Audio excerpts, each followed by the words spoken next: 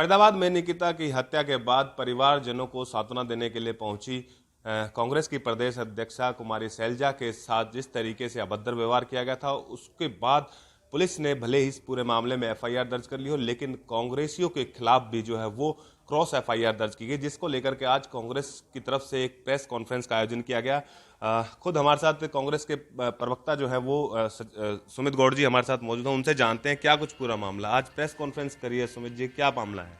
देखिए, आज जो प्रेस कॉन्फ्रेंस हमने यहाँ करी है, जो आप सब लोगों को यहाँ पे हमने तकलीफ दी है, क्योंकि मीडिया ही इस देश का चौथा स्तंभ है जो सच को उजागर करता है।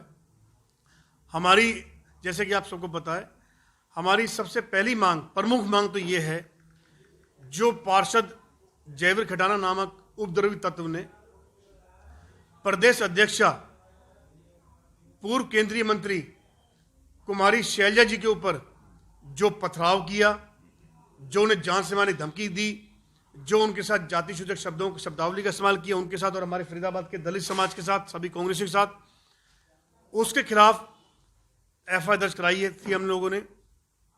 पुलिस प्रशासन ने हमारा साथ दिया। हम लोग थाने में रहे रात को 9 बजे से लेकर रात को 1:30 बजे तक, सभी लोग वहीं थे हम लोग।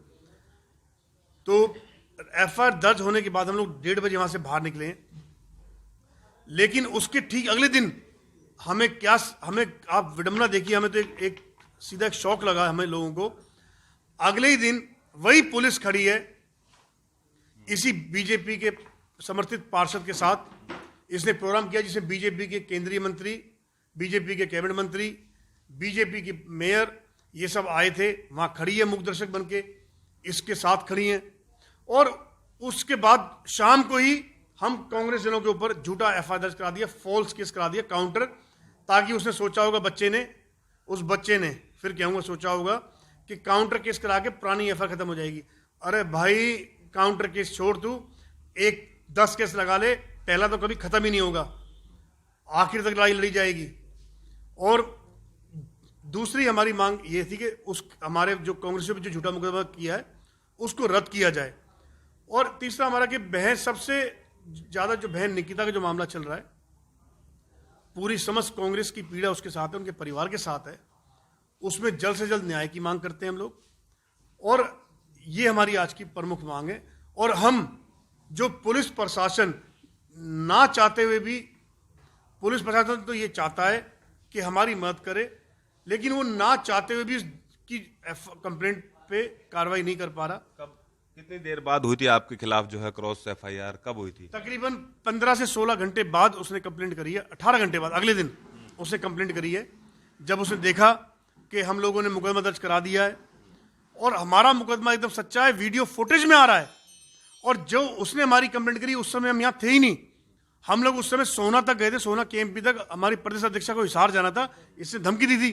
तो मैं और रिंकू चंदेलिया जी, जितेंद्र चंदेलिया जी और अपने अशोक रावल जी और बामला साहब और योगेश धिंगरा जी, गौरव धिंगरा जी और बाबूलाल जी, हम लोग तो उनको छोड़कर आए हैं। सोना का टोल पार कराया है हमने। और उसके बाद हम लोग सीधा अपने घर होते हुए 5-10 मिनट लगाते हुए सीधा हम लोग मुझे से थाने आ गए 9:20-15 के आसपास। और हम 1:30 बजे तक थाने में रहे, सभी लोग एसएचओ से मिले, एसीपी दलबीर सिंह आए थे, उनसे मिले। बड़ी जिद्दोजहद के बाद पुलिस हमारे साथ थी, लेकिन बार बार घंटियां बज रही थी, बीजेपी के मंत्रियों की, नेताओं की भी नहीं। तो पार्षद की, इसके जैसे पार्षद की क्या बिसात। कोई जमीन से जुड़ा पार्षद हो तो मानूं भी मैं, कोई पुराना पार्षद हो पुराने परिवार से तो मानूं मैं। इसको उन्होंने हमारे दबाव देखते हुए, जब हम इकट्ठे हुए और हमारी वीडियो फुटेज देखते हुए, हमारे सच को देखते हुए पुलिस प्रशासन ने मुकदमा दर्ज किया। इस पे SC एक्ट भी लगाए, सब चीज लगे, जिसमें कार्रवाई तुरंत होनी चाहिए। एक टीम पुलिस को कमेटी बनानी चाहिए थी जिसमें ACP लेवल पे जांच होती है। तो क्या आप ये कहना चाहते हो कि राजनीति संरक्षण मिल रहा है उसको, कोई ऊपर नेता सपोर्ट कर रहे हैं, इसके लेकर आपके खिलाफ एफआईआर? बीजेपी के तमाम नेता, चाहे वो मंत्री चाहे विधायक हो, सभी का इसको संरक्षण प्राप्त है। तभी हमारी इतने जो एफआईआर दर्ज कराई है जो हम लोगों ने, जिसमें हम 7-8 गवाह भी हैं। नीरज शर्मा विधायक गवाह हैं, बलजीत कौशिक गवाह है, मैं गवाह हूं, रिंकू चंदेला भाई गवाह हैं, जितेंद्र चंदेलिया जी गवाह हैं, बाबूलाल जी गवाह हैं, योगेश धिंगरा जी गवाह हैं, गौरव, हमारे कोऑर्डिनेटर साहब गौरव धिंगरा जी गवाह हैं, बामला जी गवाह हैं। तो उसके बावजूद और कंप्लेनेंट हमारे अशोक रावल जी हैं उसमें मुख्य हमारे, उसके बावजूद ना अभी तक कोई नोटिस जारी हुआ उसको, ना हमें कोई नोटिस बुलाया बयान के लिए। पुलिस सिर्फ सोई पड़ी है। हाँ, अगले दिन पुलिस मजबूरी में, फिर कहना चाहता हूं क्योंकि सीपी हमारे फरीदाबाद के जो हमें लगता है उनकी अभी तक की जो कार्यशैली देखी है वो गलत काम ना बीजेपी के कहने से करते हैं ना कांग्रेस के कहने से करते हैं। इन सीपी ने जिस हिसाब से तबादले किए, जिस हिसाब से पुलिस की परेड करा रहे हैं, जिस हिसाब से अब तक अपराधियों पे नकेल करी है, हम वाकई उनकी तारीफ करते हैं। और हमें यह भी कन्फर्म है कि जो मुकदमा झूठा कांग्रेसियों के ऊपर जो फॉल्स केस लगाया है काउंटर करने के लिए, सीपी को इस बारे में पता भी नहीं होगा। तो आप मिले नहीं क्या इस पूरे मामले को लेकर? कई दिन बीत चुके हैं इसको, लेकिन अब तक मुलाकात हुई नहीं आपकी। देखिए, हम सच है, हमें कोई डर नहीं है। अगर और देर करेंगे, हमने आज आपके माध्यम से चेता दिया पुलिस प्रशासन को, नेताओं को, अगर जल्द कार्रवाई शुरू नहीं हुई तो हम सभी कांग्रेसजन, विधायकगण, पूर्व विधायकगण, चुनाव लड़े हुए हमारे नेता, सभी लोग और जो सब लोग यहाँ पर हैं, हमारे सोलंकी जी भी हैं, हमारी मालती पंचाल जी भी हैं, तो जो सभी लोग यहाँ पर हैं, हम सभी लोग सीपी से भी मिलेंगे। मान लो अगर इन सीपी के ऊपर भी दबाव आ गया इस बीजेपी के नेताओं का, हम डीजीपी से मिलेंगे और हम उसके बाद हाई कोर्ट है, सुप्रीम कोर्ट है, बड़े से बड़ा वकील खड़ा कर देंगे हम। कुछ ये एफआईआर की कॉपियां भी लेके आप आए हो, क्या है ये एफआईआर की? ये जयवीर खटाना खिलाफ एफआईआर हैं। पहले 3 एफआईआर दर्ज हो चुकी हैं। 302 की एफआईआर दर्ज हुई है। हमारे सामने शशि शर्मा जी बैठी हैं, कंप्लेनेंट, खुद कंप्लेनेंट है। इनके बेटे की हत्या हुई थी, 2018 का मामला है। पूरे फरीदाबाद जयवीर खटाना का उसमें नाम था, लेकिन इनके ना चाहते हुए भी इनकी पीड़ा को नहीं समझा इन बीजेपी नेताओं ने। इनका बेटा गया, उस दुख दर्द को नहीं समझा इस बीजेपी के नेताओं ने। जयवीर खटाना का ही एफआईआर में से नाम निकाल दिया। और उसके अलावा 307 के भी केस हैं, और भी केस हैं, लूट के केस है, 379 का केस है। और महिलाओं ने, कई और महिलाओं शिकायत करी है, महिला ने भी शिकायत करी है, 2 बार पिटाई की। गरीब असहाय मजदूरों पे तो ये जुल्म करसा आया अब तक। इसने पहली बार पंगा लिया हम जैसे लोगों से। और देखिए, मैं बता देना चाहता हूं, आपके माध्यम से चेता देना चाहता हूं कि हरियाणा में और जिले में चाणक्य की भूमिका निभाता हूं राजनीति में, और इस बार उसने पंगा लिया है मेरे से। दबने वाला नहीं हूं, परशुराम पंडित हूं। ये हमारे बामला जी डिप्टी मेयर हैं, गुजर समाज से संबंध रखते हैं, हमारे दलित समाज के सिरमौर हैं। तो इस बार उसको बड़ा महंगा पड़ेगा। हम चींटी भी नहीं मार सकते हाथ पैरों से, हम कानूनी मार ऐसी मारेंगे कि इसके बाद वो करना तो दूर, सोचने में भी गुरेज करेगा। राजेंद्र जी, आपके खिलाफ भी मुकदमा दर्ज हुआ है क्रॉस एफआईआर में, किस तरीके से देखते हैं?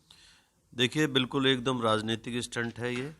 कुछ इस तरीके की कोई वारदात हमने उसके खिलाफ नहीं की।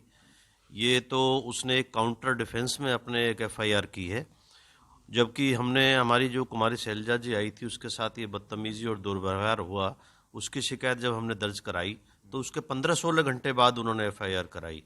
जबकि अगर यदि उसको शिकायत थी कोई, तो वहाँ से 100 मीटर की दूर पर पुलिस चौकी थी, वो उसी समय जाता, वहाँ चौकी में अपनी कंप्लेंट देता, तब तो हम मानते कि सच्ची थी कंप्लेंट उसकी। ये तो उसने अपने काउंटर डिफेंस में की है।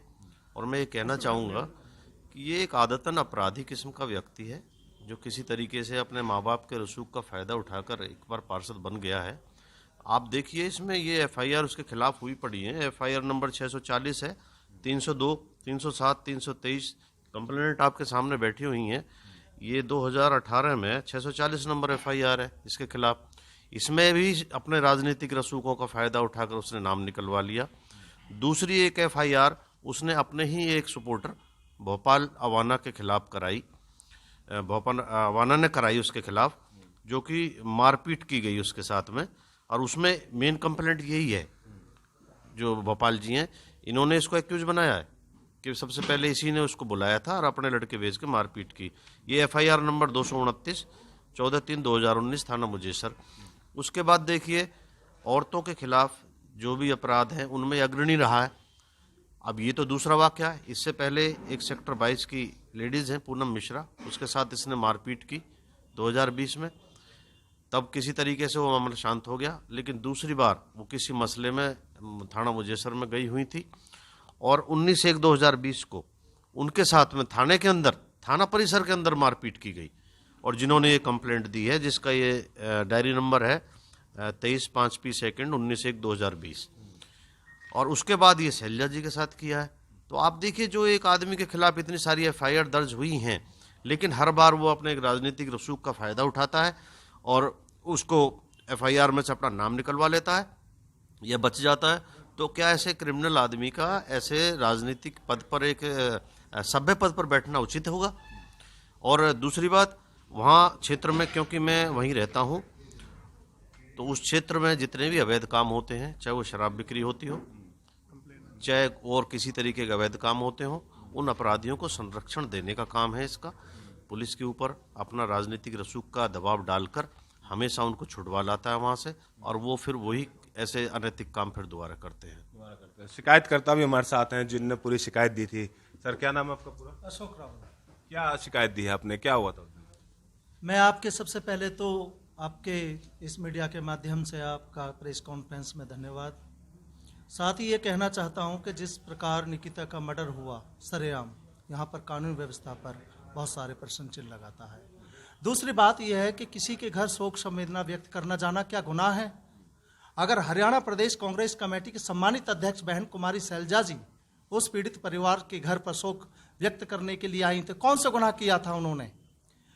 हमने फास्ट ट्रैक कोर्ट की मांग करी, सरकार से मांग करी कि भाई पीड़ित परिवार को तुरंत न्याय मिले, एक परिवार को नौकरी मिले, उसको उचित मुआवजा मिले। इसी संदर्भ में हम बात करने, शोक संवेदना व्यक्त करने के आए थे। वहाँ पर भारतीय जनता पार्टी के प्रदेश अध्यक्ष भी ओम प्रकाश धनखड़ भी मौजूद थे, दीपक मंगला भी मौजूद थे, भारतीय जनता पार्टी के कई विधायक थे। ऐसे दौरान में अगर एक हरियाणा प्रदेश कांग्रेस कमेटी के अध्यक्ष के साथ में इस प्रकार से दुर्व्यवहार किया जाता है, इससे आप क्या समझते हो? भारतीय जनता पार्टी दलित विरोधी पार्टी नहीं है, उनकी ये मानसिकता नहीं है। एक राष्ट्रीय दल की वो भी अध्यक्ष थे ओम प्रकाश धनखड़ जी, कुमारी शैलजा भी अध्यक्ष थी। दोनों में फर्क क्यों? वहां का जिला प्रशासन, पुलिस प्रशासन क्या कर रहा था? आपने क्या शिकायत दी है, मैं उसके बारे में जानना चाहता हूँ। पुलिस ने क्या कार्रवाई करी? अभी तक पुलिस ने कोई कार्रवाई नहीं करी। हमारी पार्टी और हमें पूरा विश्वास है कानून पर, भारतीय संविधान पर, कि हमने जो कार्रवाई करी है उस पर हमें न्याय मिलेगा। तो ये सभी वो कांग्रेसी हैं जिन्होंने शिकायत दर्ज करवाई थी और पुलिस में मामला दर्ज करवाया था। खटाना जो वहाँ के पार्षद हैं जिन्होंने इनकी गाड़ी को रोका था, कुमारी शैलजा इनकी प्रदेश अध्यक्षा की गाड़ी को रोका था, और जिसके बाद जो है वो इनके खिलाफ, खटाना के खिलाफ भी जो कई मामले, जो जिस तरीके से कांग्रेसियों ने गंभीर आरोप लगाए हैं कि जयवीर के खिलाफ जो कि कई मामले और पहले से ऑलरेडी उस थाने में दर्ज हैं, तो इसको लेकर के भी इन्होंने इस पूरे मामले को उजागर किया और जिस तरीके से उसकी प्रवृत्ति के बारे में भी इन लोगों ने बताया। लेकिन पुलिस की कार्यप्रणाली पर कहीं ना कहीं इन्होंने सवालिया निशान लगाए हैं कि जिस तरीके से इनके खिलाफ पुलिस ने काउंटर एफआईआर दर्ज करी है, तो वो इनके लिए चिंता का विषय है, क्योंकि इसको लेकर के ये लोग गंभीर, और इन्होंने साफ तौर से कहा कि यदि पुलिस ने उस एफआईआर को जल्द से जल्द खारिज नहीं किया तो इनका रुख आगे जो और होगा और सुप्रीम कोर्ट तक लड़ाई लड़ने के लिए ये परहेज नहीं करेंगे। फरीदाबाद से अनिल राठी, पंजाब केसरी टीवी।